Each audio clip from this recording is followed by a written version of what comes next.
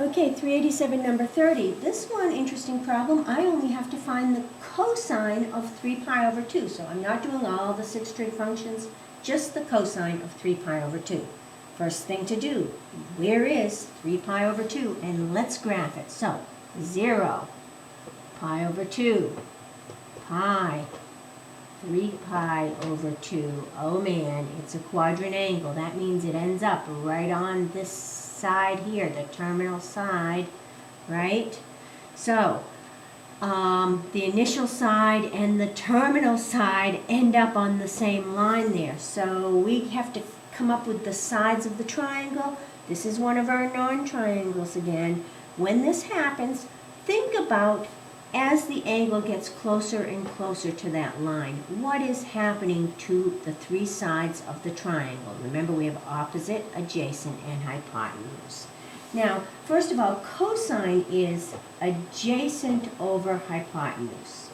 So let's for simplicity, let's try some different angles here. So let's try this right triangle right here.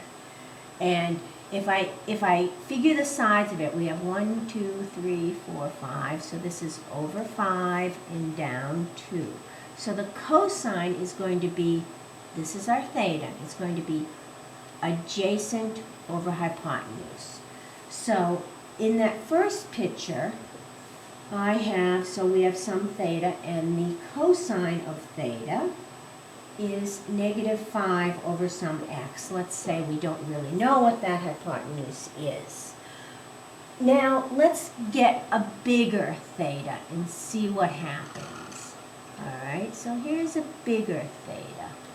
What happens? Well, this time I'm going over for my cosine, -4, and down -4. So now I have cosine of theta equals -4 over some x as the angle's getting bigger.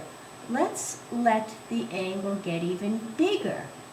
So let's try down to here, and what does my triangle look like?